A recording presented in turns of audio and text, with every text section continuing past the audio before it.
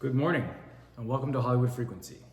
Today we're going to be discussing Robert Adams, a renowned spiritual teacher, and the 4 key points that he was able to express a few years before his passing.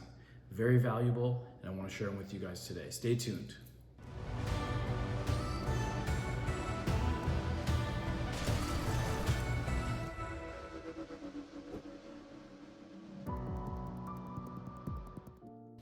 Welcome back, and thanks for tuning in to Hollywood Frequency. I'm Leonard Elijah, and today we're discussing Robert Adams, a renowned spiritual teacher who was born in 1928 and passed away in 1997. Now, before he passed, 7 years before he passed, he was able to provide us 4 very, very valuable points, very concise, and we're going to review those today.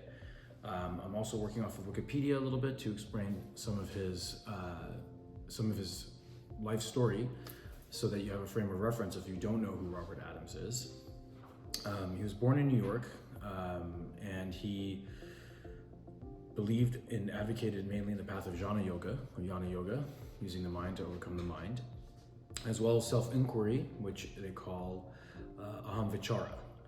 And he studied under many different gurus, but importantly, he actually went to the Self-Realization Fellowship and with Yogananda, and Yogananda felt very strongly that his guru was Ramana Maharshi. So he sent him, he said, you need to go quickly. Ramana Maharshi only has a few years left in this body. You need to go quickly to India and study under Ramana Maharshi. So he went to India. He only had $14,000 of US dollars. He inherited from his aunt, and he went off to go in 1946 to go see Sri Ramana Maharshi. Now he went there, he put some fruits and flowers at his feet, and he gave him a really warm, Ramana Maharshi gave him a really warm smile, and he felt very, very, he felt his compassion and his love, according to his writings, so deeply. And Ramana Maharshi said that they actually had a past life together. So he stayed there and he studied under him, and this is where he was able to fine tune and polish and learn a ton of teachings from Ramana Maharshi, and he was there till his passing. He also studied and spent time with Nisargadatta Maharaj, Anandamayi Ma, Neem Karoli Baba, which is Ram Dass's guru, Swami Ram Dass, not the same Ram Dass as many of you know.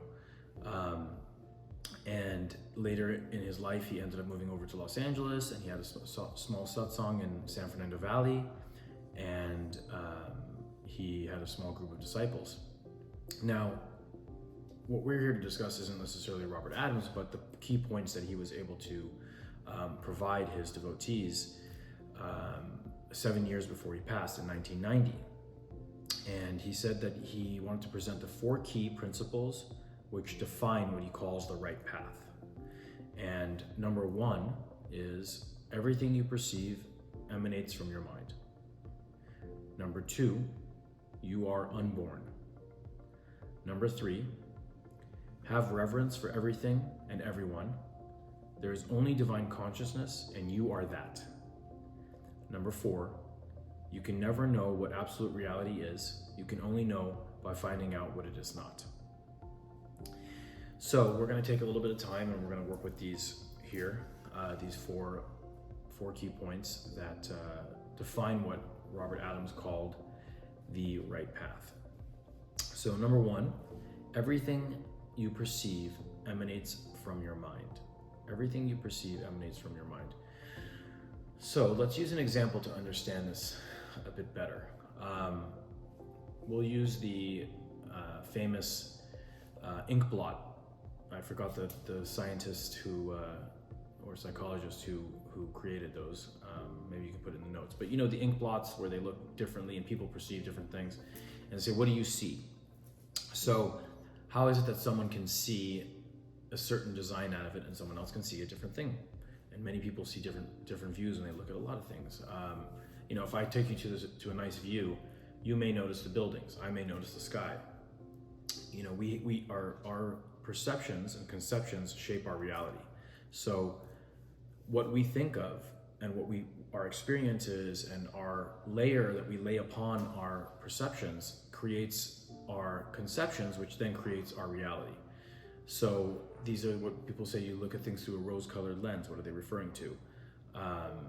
If we, if we're happy, we can see happiness in others potentially. If we're sad or angry, we look for reasons to be angry. I mean, have you ever been down the road when you're pissed off and you're angry and everything sets you off, where others see, let's say you've heard the expression where others see failure, others see opportunity, few see opportunity. So really it's our perspective, and because we're not at the point yet where we don't have conception. We have perception, and then we put our conception on top of it. So if we don't have the conception, we just perceive, that's one thing, but we do have both, which then creates our reality. So everything we perceive emanates from our mind. So all that is within us in our mind is what we perceive outside. And there's a lot more to be said on that, but we're not going to take the entire day to do so. Okay, number 2, you're unborn. So the true you, the true self with a capital S, is unborn. Because even in Buddhism, they talk about what is not born does not die, right? So this body is born, the body will die. The car you have that was created is born, it will die. These are all things that will eventually die. Now, what will not die, right? Einstein says energy is never destroyed, it's just transferred, right? I'm paraphrasing here, but we don't die. We meaning the real, true us within. This is not born, it does not die, it's everlasting. That's who his studies of Aham Vichara provoked people to go see. Who's the true self? The person, the who you truly are within. That is what isn't born and doesn't die. And that's it's very simple to explain, but is complex to understand. I hope I'm doing a good job in explaining it.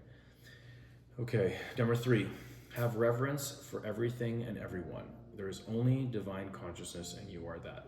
So everything is from the same source. Everything is the creator, right?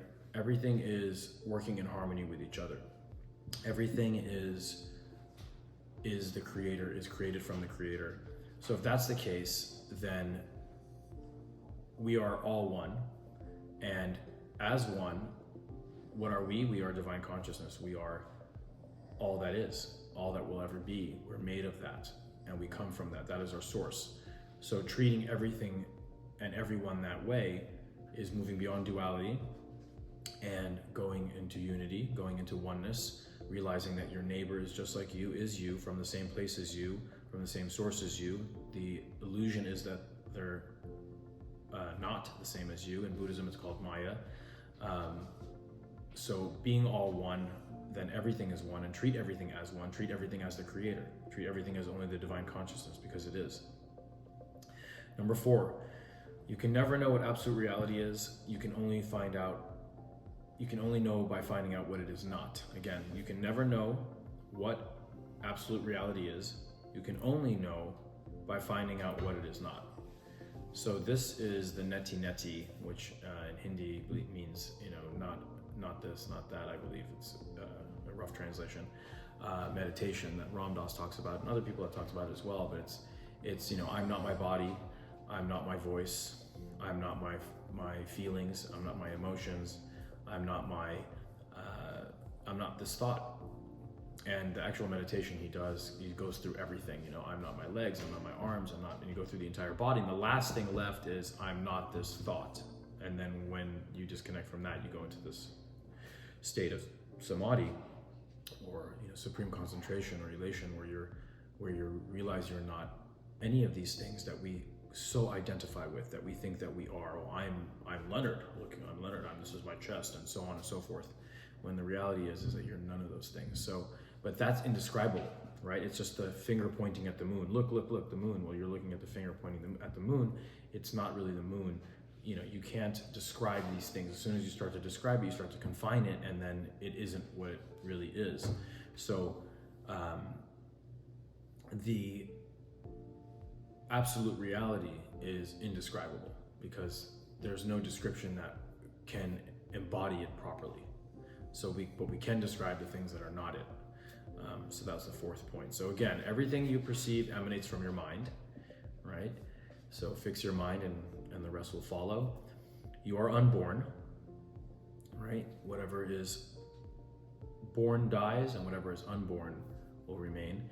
Have reverence for everything and everyone. There is only divine consciousness, and you are that. You are from the source. We are all from the same source, and that's hugely important to understand. Let's go beyond duality and realize that we're all one. 4, you can never know what absolute reality is. You can only know by finding out what it is not. Neti neti. And that's it. Just a quick video for you guys to offer some great points from the wonderful spiritual teacher, Robert Adams. Thank you, Robert Adams. Appreciate you. And thank you guys. Appreciate you for tuning in and listening to Hollywood Frequency today. Wishing everyone a wonderful and prosperous day. Thank you.